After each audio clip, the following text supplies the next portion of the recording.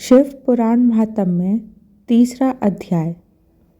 श्री सूत जी बोले, शौनक सुनो, मैं तुम्हारे सामने एक अन्य गोपनीय कथा का वर्णन करूँगा, क्योंकि तुम शिव भक्तों में अग्रगण्य व वेदवताओं में श्रेष्ठ हो।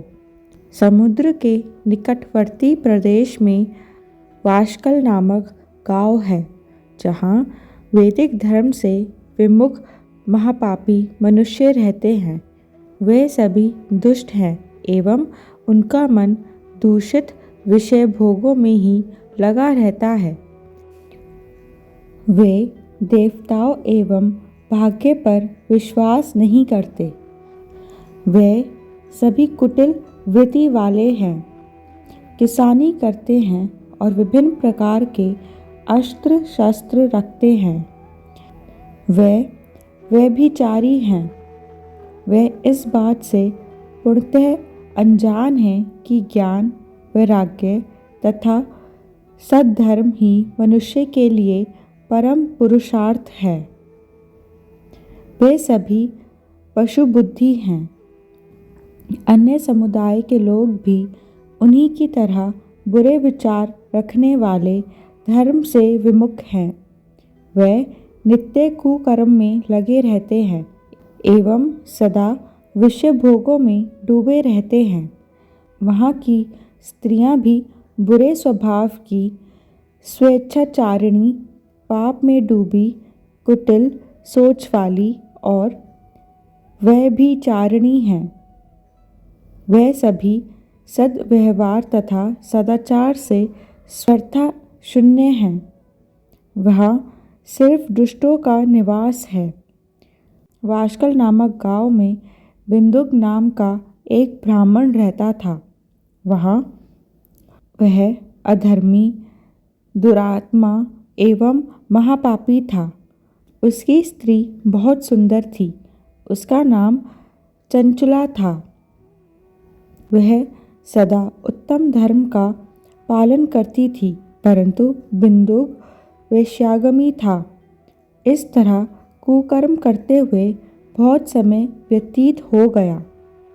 उसकी स्त्री काम से पीड़ित होने पर भी स्वधर्म नाश के भय से कलेश सहकर भी काफ़ी समय तक धर्म भ्रष्ट नहीं हुई, परंतु आगे चलकर वह भी अपने दुराचारी पति के आचरण से प्रभावित होकर दुराचारिणी और अपने धर्म से विमुख हो गई। इस तरह दुराचार में डूबे हुए उन पति पत्नी का बहुत सा समय व्यर्थ बीत गया। वेश्यागमी, दूषित बुद्धि वाला वह दुष्ट ब्राह्मण बिंदुक समय अनुसार मृत्यु को प्राप्त हो नरक में चला गया। बहुत दिनों तक नरक के दुखों को भोगकर वह मूढ़ बुद्धि पापी विंध्य पर्वत पर भयंकर पिशाच हुआ। इधर उस दुराचारी बिंदुक के मर जाने पर वह चंचला नामक स्त्री बहुत समय तक पुत्रों के साथ अपने घर में रहती रही। पति की मृत्यु के बाद वह भी अपने धर्म से गिरकर पर पुरुषों का संग करने लगी थी। सतिया विपत्ति में भी अपने धर्म का पालन करना नहीं छोड़ती। यही तो तप है। तप कठिन तो होता है, लेकिन इसका फल मीठा होता है। विषयी इस सत्य को नहीं जानता, इसलिए वह विषयों के विषफल का स्वाद लेते हुए भोग करता है। एक दिन देवयोग से किसी पुण्य पर्वत के आने पर वह अपने भाई बंधुओं के साथ गोकर्ण क्षेत्र में गई। उसने तीर्थ के जल में स्नान किया, बंधुजनों के साथ यत्र तत्र घूमने लगी। घूमते घूमते वह एक देव मंदिर में गई।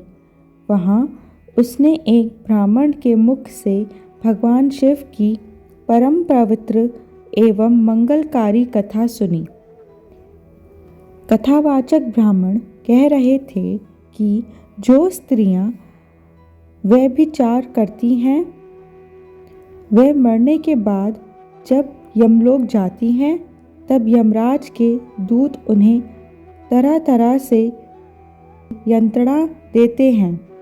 वह उसके कामांगों को तप्त लोहे डंडों से दागते हैं।